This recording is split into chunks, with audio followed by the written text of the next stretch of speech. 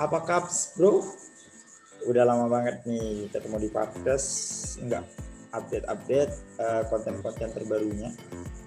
Tapi kali ini ya kita bakal hadir dengan wajah baru dan gaya baru. Maksudnya yang baru itu adalah penyampaiannya dan tentunya isi kontennya ke depan. Dan gue mohon maaf banget nih karena beberapa waktu ini kita nggak bisa update konten di ketemu di podcast karena satu hal alasan yang nggak bisa gue ceritain saat ini. Tapi intinya ketemu di podcast bakal hadir lagi, nemenin kawan-kawan, nemenin hari Minggu kawan-kawan, dan bentuknya gue kasih bocoran dikit nih ke depannya. Kita bakal ngedatangin narasumber yang tentunya cukup sih, bahkan sangat inspiratif, yang bakal sharing-sharing terkait beberapa hal atau banyak hal di beberapa bidang ini. Tapi daripada gue basa-basi lagi nih, mending langsung aja ya. Di minggu ini sebenarnya recordnya ini udah minggu-minggu kemarin sih, cuma karena kesibukan gue kemarin keliling beberapa kota, akhirnya gue baru free dan mohon maaf baru bisa gue olah. Dan minggu ini gue ngadirin salah seorang pemuda yang menurut gue keren banget sih gitu. Di usianya yang muda, karirnya udah jadi staf khusus salah satu DPR, mantan artis dulu, tapi gue gak bakal nyebutin siapa, biar beliau sendiri yang kasih tahu nantinya. Narasumbernya biar lu kenalannya langsung, jadi langsung ke video gue yang berikut ini. Kami sudah mengundang ya, seorang pemuda yang cukup produktif dan menurut saya cukup inspiratif sih. Jadi langsung aja nih, daripada basa-basi, kita ketemu langsung dengan orangnya. Silakan Mas, memperkenalkan diri. Mas Reza Andika. Halo, nama saya Reza Andika Mardana. Saya aslinya juga dari Jawa Timur, orang Jawa. Terus saya berusia 29 tahun. Sekarang saya bekerja di salah satu kantor pemerintahan, tepatnya di kantor legislatif pusat, Parlemen Pusat di Jakarta, Indonesia. Sekarang sudah menginjakkan tahun ke-6 saya bekerja di sini. Gitu. Tahun ke-6. Tahun ke-6 jalan ke-7. Sebelumnya Mas, sebelum di DPR tuh di mana sebelum? Sebelum di DPR terakhir sih di Kuala Lumpur. Bawain beberapa acara di sana. Actress ya berarti. Lebih bergerak di bidang entertain. Main sinetron juga, melawak juga, bawain presenter juga di TV Astro namanya kalau di Malaysia, yang berlangganan karena di sana kan lebih ke TV yang sudah berlangganan wajib, jadi udah digital eranya mereka, jauh sebelum kita. Kita tertinggal ya. Termasuk salah satu yang tertinggalnya. Itu tahun berapa sih? Tahun berapa itu? Aku ke sana pertama kali itu 2012 selesai kuliah S1. Jadi ke sana sampai 2015. 2012 ya. Di desaku itu masih sinetron begitulah. Masih jangan sinetron, di situ udah jauh seperti itu ternyata. Iya. Tapi ceritanya, Mas kan asli Jawa ya, Lumajang kalau nggak salah ya? Betul, lahirnya di Lumajang. Kota Pisang. Kota Pisang ya. Saya kebetulan teman satu kos yang akrab banget tuh, yang sempat main ke rumah Mas itu. Nah, itu kan juga dari Lumajang ya. Oh iya. Tapi uniknya di sini kan Mas dari Lumajang gitu loh. Terus bisa ke Kuala Lumpur, terus sekarang di Jakarta gitu. Tentunya punya cerita yang menurut saya itu pasti ada cerita yang luar biasa di balik itu tuh. Mas Reza bisa berbagi cerita itu nggak ke kita? Gitu. Kalau diceritain dari awal banget sampai ke pulang lagi ke Indonesia itu mungkin perlu berapa episode ini ya? Panjang banget, tapi nggak perlu panjang-panjang lah. Perlu panjang-panjang. Iya, maksudnya secara singkat. Menurut saya ini pasti cukup inspiratif gitu loh Mas, perjalanan anak dari daerah menuju Kuala Lumpur dan sekarang berkarya di Jakarta begitu, di ibu kota begitu. Mimpi sih sebenarnya. Seorang anak desa, anak kampung yang cuma bisa punya mimpi doang. Gitu kan. Dulu tuh emang dari kecil pengen banget yang namanya, nggak tahu ya, kalau aku pribadi, setiap orang punya cita-cita sama mimpinya masing-masing. Tapi kalau aku dulu pengen banget, kalau ngeliat TV terus lihat majalah, dulu tuh belum ada terlalu internet di zaman kita kecil kan, itu lebih pengen kayak aku pengen deh keluar negeri gitu. Tapi kayaknya mimpi, aku bilang kayak gitu. Kapan aku bisa kesana?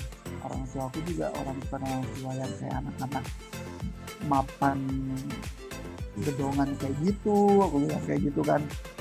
Dari kecil tuh aku suka gambar-gambar bendera-bendera. Sampai aku hafal bendera apa, gambar bendera apa ini. Jadi aku hampir hafal tuh semua tuh. Kalau kamu ada tebak-tebakan bendera sama aku, kasih tahu ya, aku suka. Waduh, geografi seperti itu. Keren banget ya. Kalau saya malah cuma ingatnya itu bentuk bendera yang Amerika, Australia, Maroko gitu. Maroko apa? Yang sama kayak Indonesia itu? Monaco. Oh, Monaco gitu. Negara itu ada 260 sekian bendera. Insya Allah aku hafal. Wow. Bukan sombong ya. Tapi emang karena kecil tuh aku tuh suka banget yang namanya, nggak tahu, dikasih kesukaan sama Tuhan untuk menghafal jenis-jenis dan warna-warna dan gambar-gambar bendera itu ya passion aku juga gitu loh. Sampai aku gambar, habis itu diwarnain sendiri sampai hilang atau sampai basah pun, sampai aku pernah marah sama orang tua, ini kenapa bisa begini? Ya karena itu maksud aku, karya aku tuh nggak pengen kesana mah, jangan dirusak cita-cita aku, jadi kayak gitu. Oke. Sampai SMA tuh aku pertama kali ke luar negeri itu, karena itu pun aku mewakili misi kebudayaan dari Indonesia, dari sekolah. SMA? Ya. Ke negara mana tuh Mas? Pertama kali itu ke Belanda. Wow, langsung ke Belanda ya? Ke Belanda. Jadi di situ aku dan aku ditunjuk untuk jadi penyanyinya, karena membawakan misi kebudayaan. Di situ juga ada permainan angklungnya juga. Terus aku disuruh jadi penyanyi beberapa lagu ke Belanda, Belgia, Ceko, Jerman waktu itu. Jadi keliling Eropa itu selama 1,5 bulan, hampir 2 bulan deh.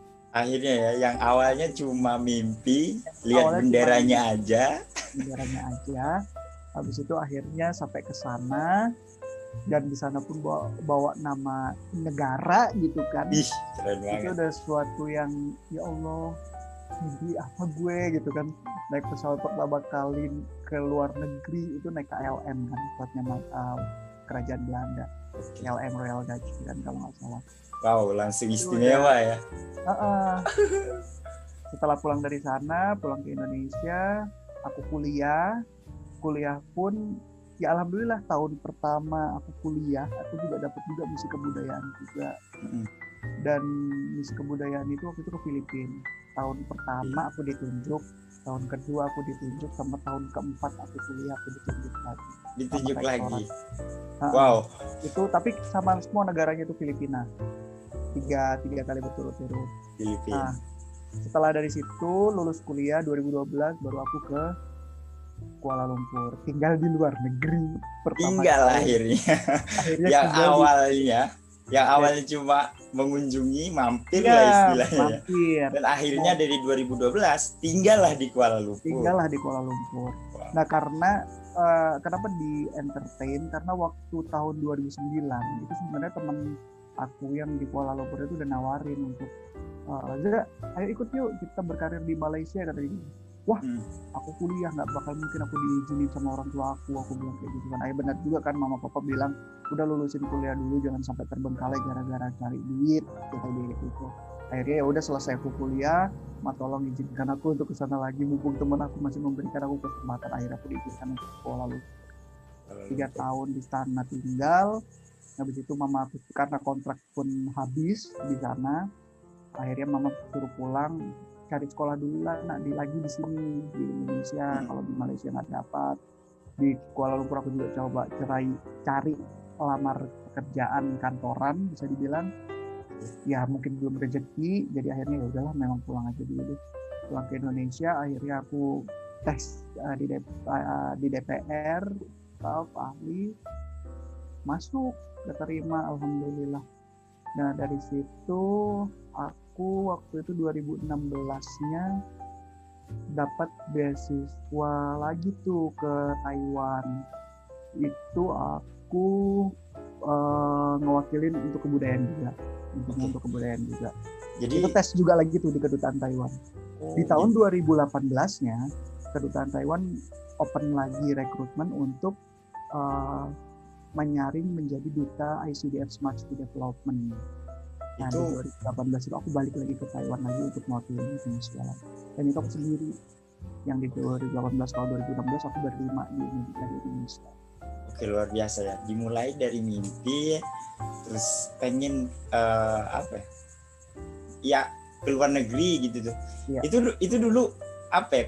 Alasan yang menurutku apa ya, menurut masnya paling kuat gitu, kenapa pengen keluar negeri itu waktu masih zaman SMA gitu sampai itu benar-benar terwujud? Apa sih alasan yang paling kuat mas untuk memiliki mimpi itu? Sebenarnya gitu?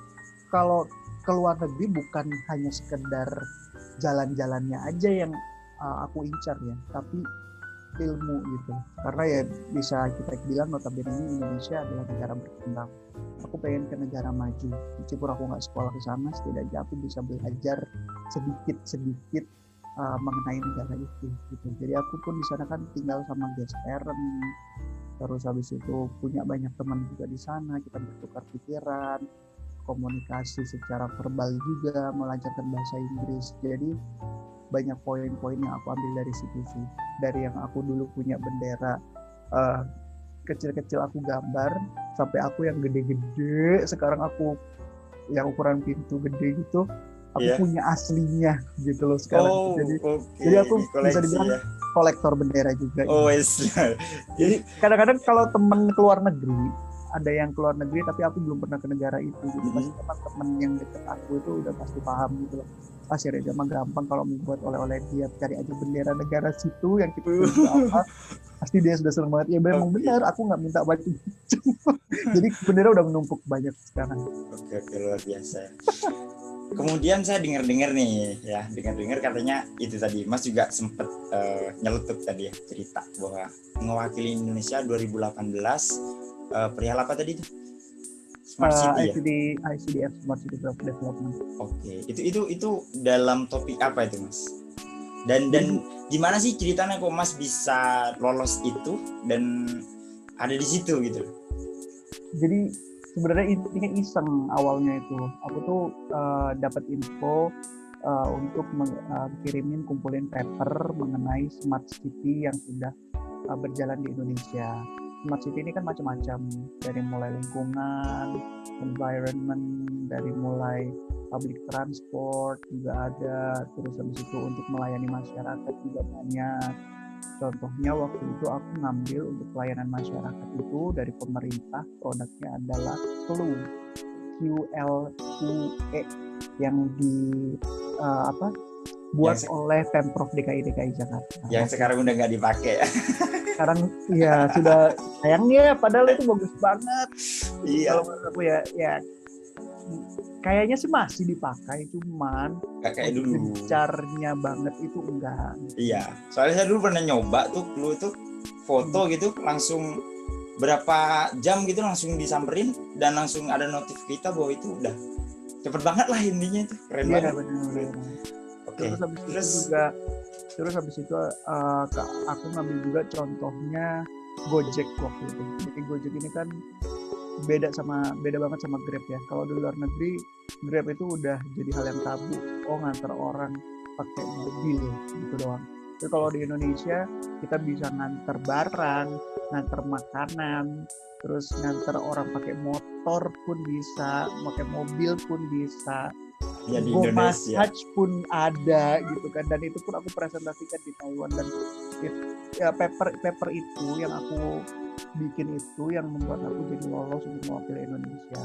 Akhirnya aku mempresentasikan apa yang sudah aku buat selama audisi untuk dipresentasikan di depan 32 negara perwakilan delegasi dari mereka. Akhirnya juga bertemu dengan berbagai negara juga ya di situ ya. Betul, dan aku juga minta bendera-bendera mereka. Balik lagi ke bendera lagi. Nah, 2018 ngomongin perihal Smart City gitu. Tapi gini deh, sebelum aku nanya terkait itu sih, mungkin ada kawan-kawan yang kurang familiar atau kurang ya belum mendapatkan informasi terkait Smart City gitu. Apa sih menurut Mas Reza itu Smart City gitu? Smart City itu kota pintar. Jadi yang Indonesia ini sudah sangat smart city kalau menurut aku, dengan adanya ruang guru, Grab, Gojek, habis itu dengan adanya public transport seperti busway, terus habis itu ada MRT, LRT, itu udah smart city. Dan sistem-sistem perkantoran kita, perbankan kita pun yang aku lihat sampai detik ini ada e-banking, itu smart city juga. Cuman di Indonesia ini belum ada yang namanya Silicon Valley, karena kalau Silicon Valley ini kan bisa dibilang sentral dari seluruh smart city yang ada di Indonesia.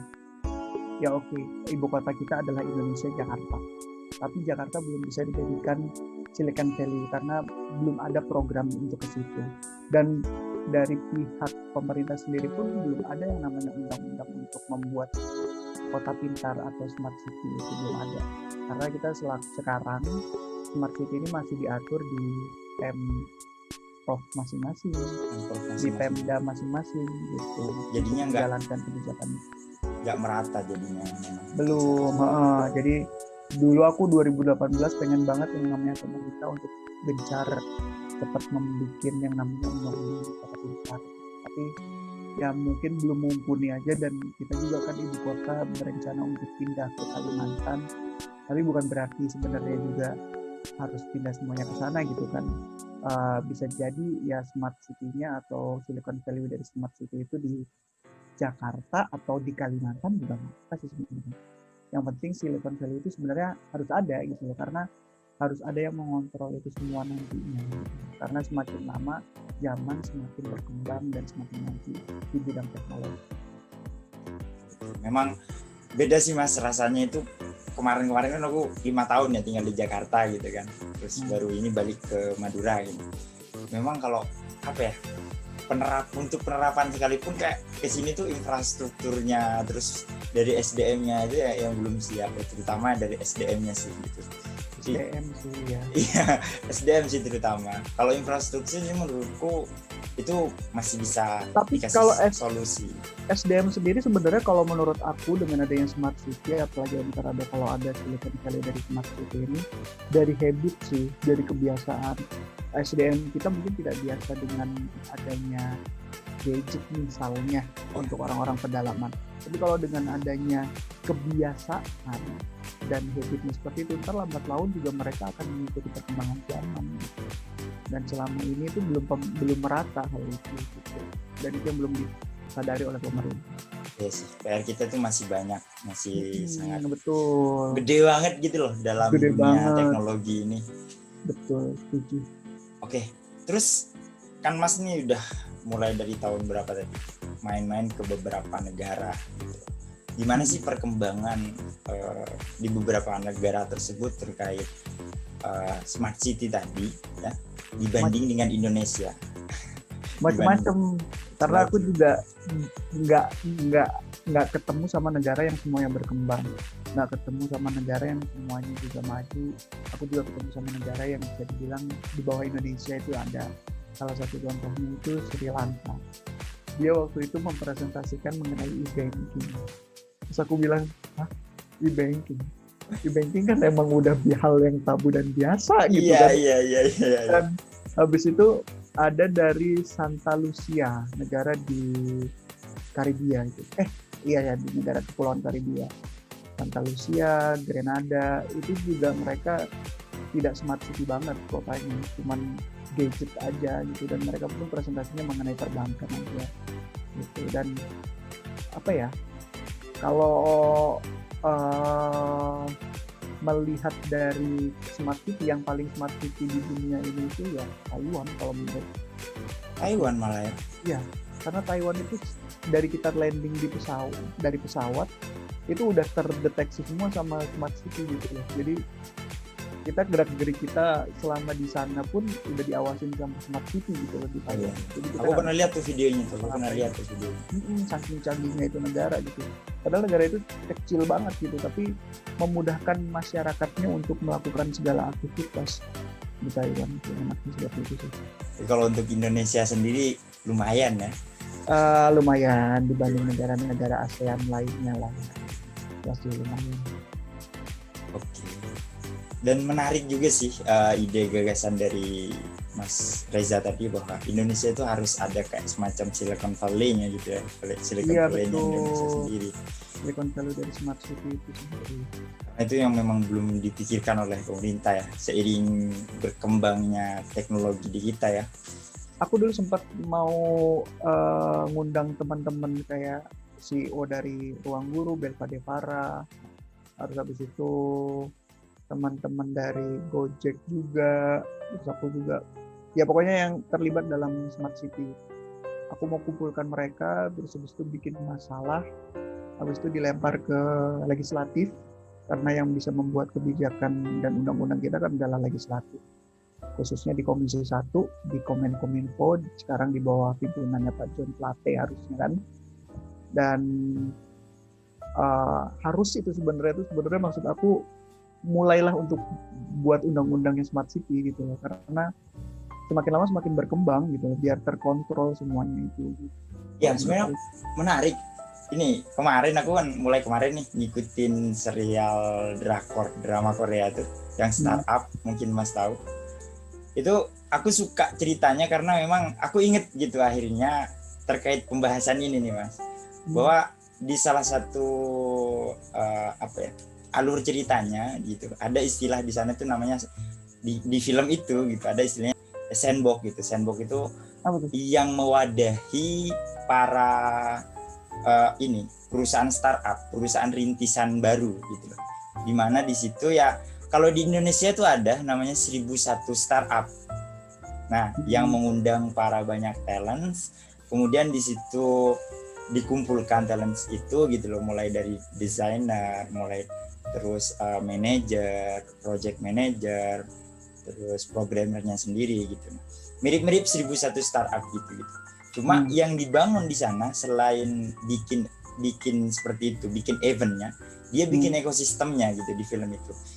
Bikin ekosistemnya bagaimana yang tadinya cuma sharing ide, kemudian ngebentuk tim, dipilih beberapa tim terpilih, dan di situ itu benar-benar oleh si Sandbox ini, si perusahaannya ini, dia dibiayai, diberi tempat, diberi ruang pokoknya untuk berkarya begitu di situ, sampai menelurkan sebuah produk dan diajari, dimentorin bagaimana caranya nyari investor, gimana caranya bikin, pokoknya dari nol sampai dari ujung sampai ke ujung itu diajarin semua di situ, dibina di situ. Itu menarik banget. Itu menarik banget. Korea ya? Iya, itu di Korea. Itu di film, tapi nggak tahu di realitanya ada apa enggak ya. Saya tertarik dengan ide itunya gitu. Coba di Indonesia itu ada yang kayak gitu. Drama Korea itu inspirasi drama Korea. Ternyata drama Korea itu bukan cuma berisi cinta-cintaan juga ya. Ternyata juga ada yang inspiratif seperti ini menurut saya. Itu asik. Karena mereka pun ya itu seperti itu. Film pun mereka disubsidi oleh pemerintah gitu kan. Mungkin ada gitu di Indonesia beberapa film, tapi tidak diekspos kali ya kalau itu adalah produksi dari pemerintah Indonesia gitu. Tapi hanya beberapa mungkin ya, nggak semua. Kalau di sana kan emang udah ada budgeting khusus ya kali ya. untuk hal seperti itu. Dan mereka tuh niat gitu loh untuk membentuk suatu, karena mereka berpikirnya devisa ketika mereka sudah bisa berhasil menjual produk film mereka, feedbacknya adalah devisa negara itu gitu loh. Untung gede juga untuk si aktor dan produser dari film itu juga gitu loh. Tapi kerennya itu ide ceritanya itu loh. Ide cerita terkait startup ini loh Mas gitu. Maksudnya relate dengan pembahasan kita malam ini gitu, bahwa harus ada seperti Silicon Valley-nya Indonesia gitu. Dan di film itu tuh kayak sebuah buku panduan sebenarnya bagi beberapa negara yang mungkin pengen seperti tadi ya, pengen membentuk Silicon Valley. Itu bagus banget itu, ekosistem seperti itu. Betul. Dan kalau ngomongin Korea kan memang kondisinya saat ini tuh lagi apa ya, lagi berjaya-jayanya ya, khususnya di pemudanya gitu. Dan ini sangat menarik juga karena ternyata kita juga adalah konsumsi terbesar ya terhadap produk-produk Korea ya, mulai dari produk kosmetiknya mungkin sampai filmnya, sampai ke musik juga gitu. Musiknya sampai ke orang-orangnya gitu. Makanya nggak heran iklan-iklan atau apa itu kayak ngambil dari Korea atau stylenya Korea banget gitu. Dan kebetulan juga gitu Indonesia kan apa ya, dapat bonus demografi. Ini sangat asik nih kita ngomongin pemuda dan bonus demografinya nih. Jadi FYI untuk kawan-kawan yang mungkin nonton video ini ya. Jadi angka produktif ya lebih banyak daripada angka tuanya. Kondisinya saat ini. Di tahun 2018 ya, jumlah generasi milenial itu 2018 ini ya, kondisinya berjumlah 20 sampai 35 tahun ya. Itu sekitar mencapai 24% dari 179 juta jiwa yang merupakan usia produktif di Indonesia. Kemudian di tahun 2020 ya, Bappenas mencatat SDM produktif kita itu mencapai 183,5 juta jiwa atau itu 67,7%. Jadi yang 2018 itu cuma 24%, kondisinya 2020 ini itu sudah 67,7. Nah, sedang kita sedang mengalami banjir atau boomnya pemuda begitu kondisinya saat ini. Dan ini puncaknya 2030. Jadi Indonesia saat ini sedang kebanjiran anak muda.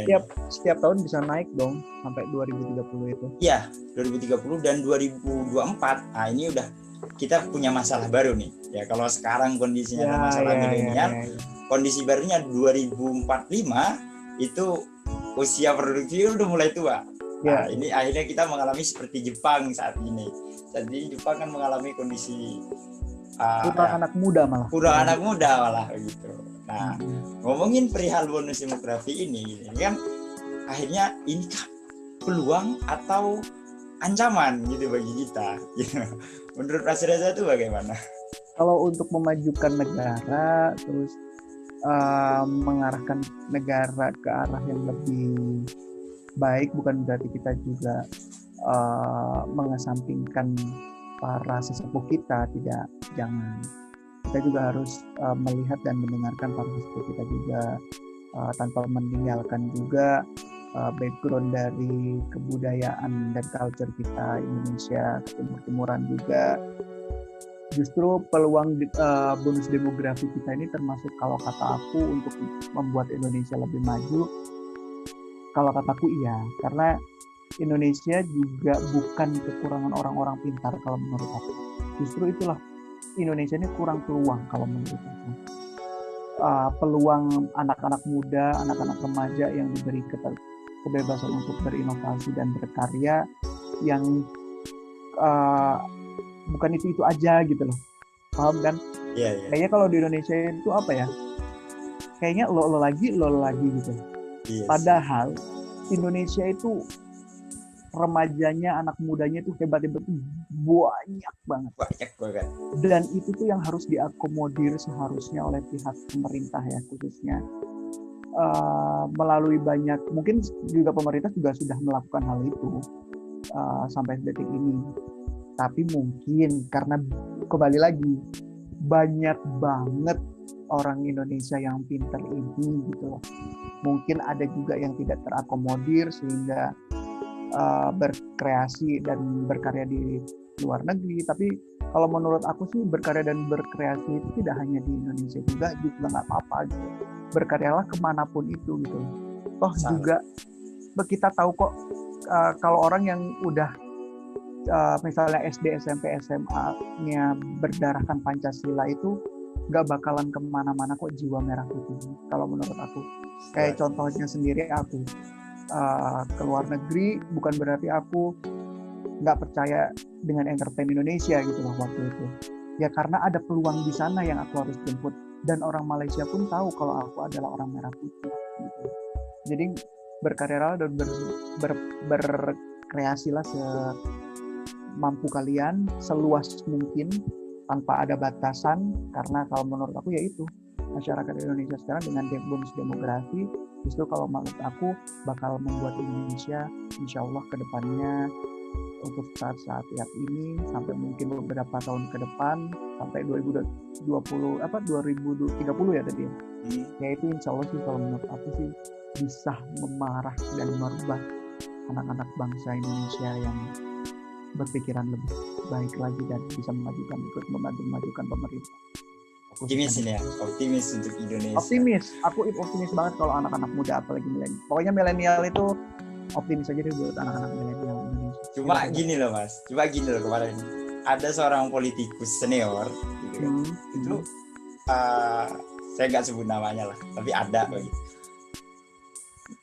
Pertama membuat sebuah pernyataan bahwa nggak usah manjain milenial, nggak usah ngapain manjain milenial gitu. Terus dia bertanya gitu, apa sih sumbangsihnya milenial gitu.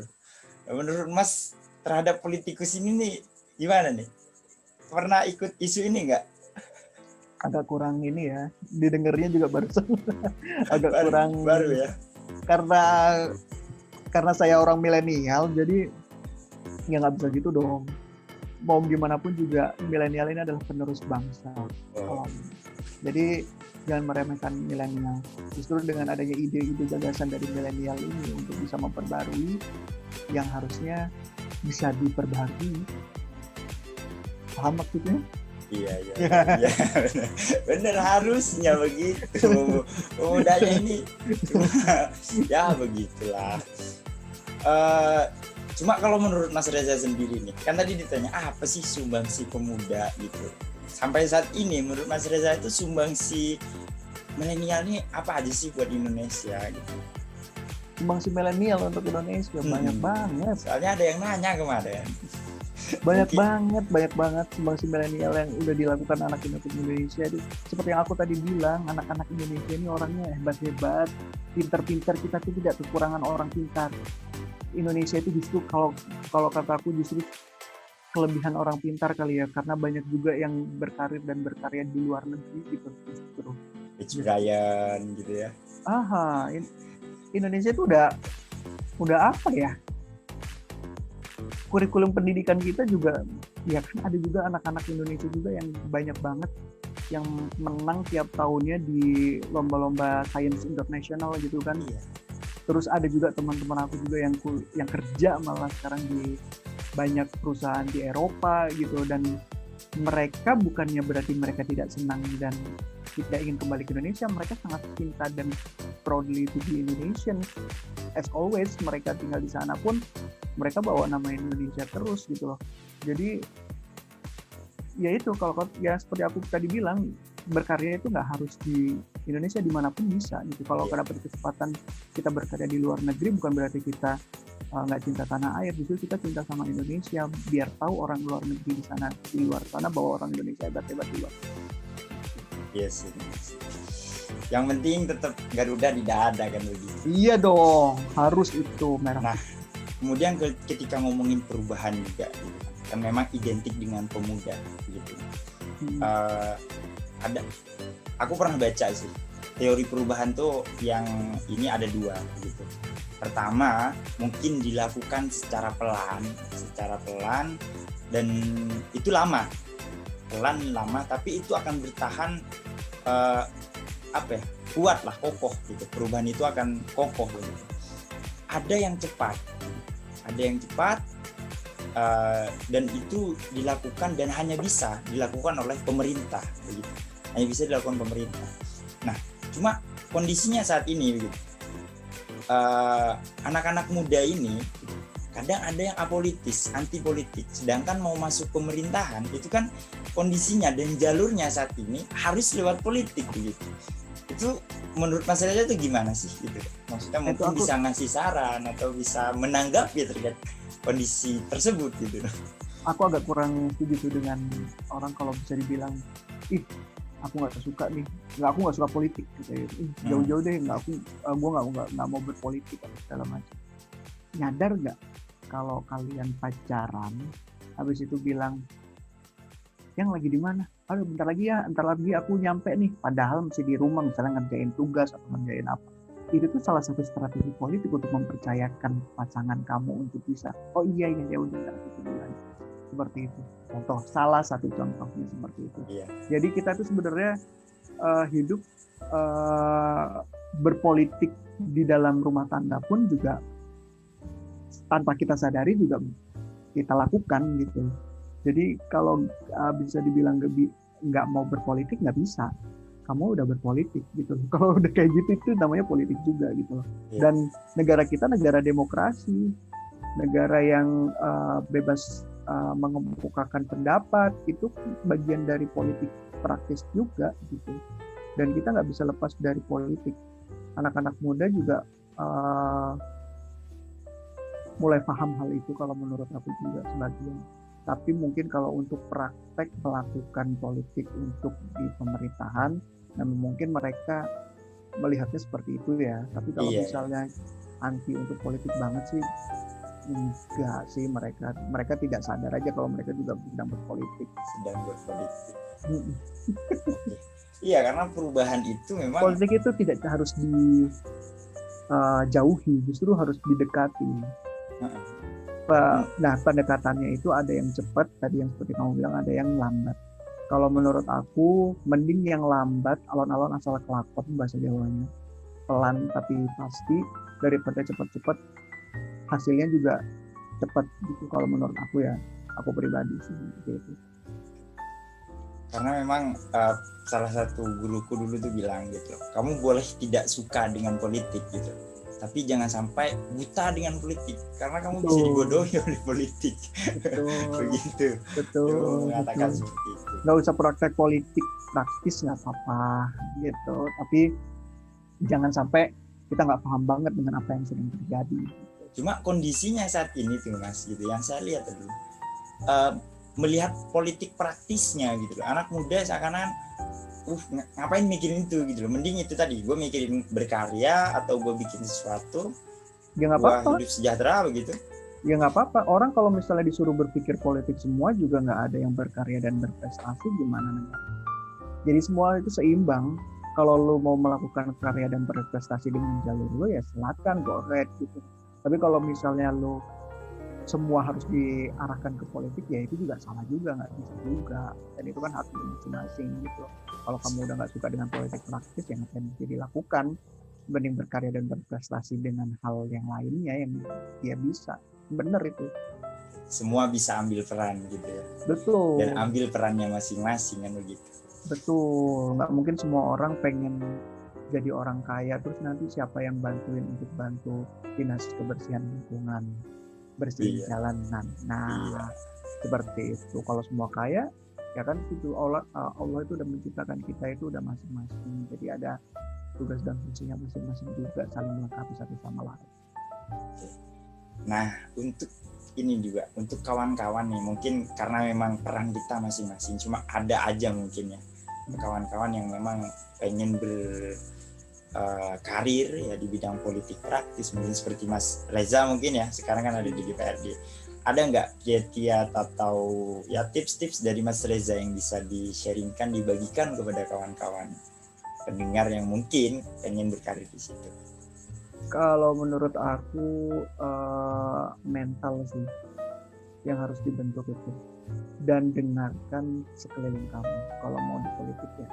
Karena kalau berpolitik itu kan kita tidak hanya bisa mendengarkan apa yang ada di kepala kita aja, tapi kita harus juga mampu mendengarkan lawan kita, lingkungan kanan kiri kita juga gitu, untuk bisa mencapai apa yang kita mau juga, sebenarnya seperti itu. Jadi kalau politik itu kita tidak bisa bekerja dan berjalan sendiri, tapi juga harus aware sama lingkungan kita masing-masing.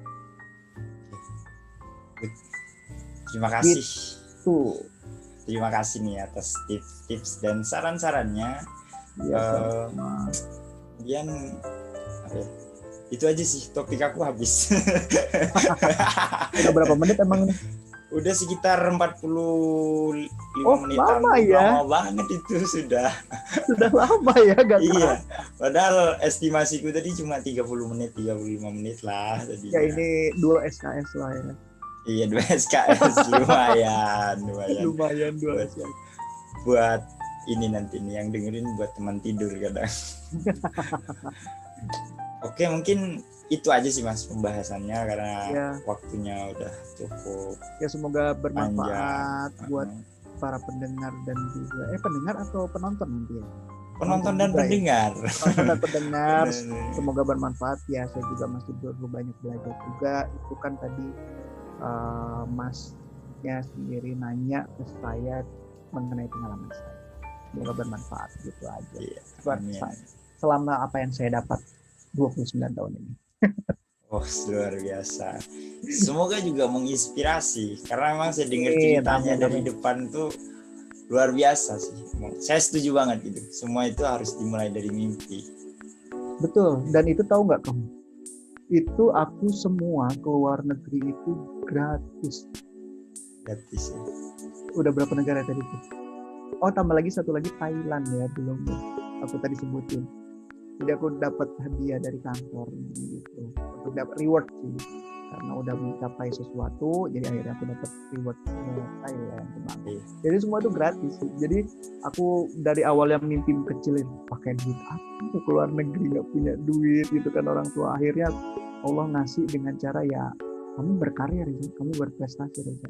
Nanti aku pergiin, nanti aku kirimin gratis ya. Alhamdulillah Allah mengijabah doa. Dan jangan lupa untuk selalu minta doa orang tua, karena restu dan jalan kita itu adalah doa dan restu orang tua. Itu kayaknya closing statement yang sangat luar biasa dari Mas Reza. Bahwa jangan takut bermimpi dan ingat meskipun punya mimpi ya diwujudkan tentunya dengan realisasi. Kejar apa yang kamu mimpi, yang kamu mimpi itu kejar. Jadi nggak ada yang nggak mungkin ketika kamu udah punya terus ditanamkan di dalam pikiran kamu itu, oh ya gue bakal jadi itu, gue bakal jadi itu, gue bakal jadi itu. Ke situ aja terus. Nanti juga sesuai dengan itu juga alam juga yang akan ngikutin kamu. Oh, kamu diarahkan di situ. Sepakat banget. Dan jangan lupakan doa orang tua, selalu minta restu orang tua. Doa sama Allah juga. Luar biasa. Terima kasih Mas atas sharing-sharingnya. Mas, semoga bermanfaat. Maaf ya kalau ada kurang-kurang. Ya, saya juga mohon maaf nih mungkin ganggu waktu istirahatnya Mas Reza, menyita waktu istirahatnya Mas Reza, sudah mau berbagi pengalaman nih kepada kita semua. Ini tentunya sangat berharga buat kita. Dan pastinya bermanfaat tentunya, terutama bagi saya. Amin, semoga menginspirasi ya. Oke.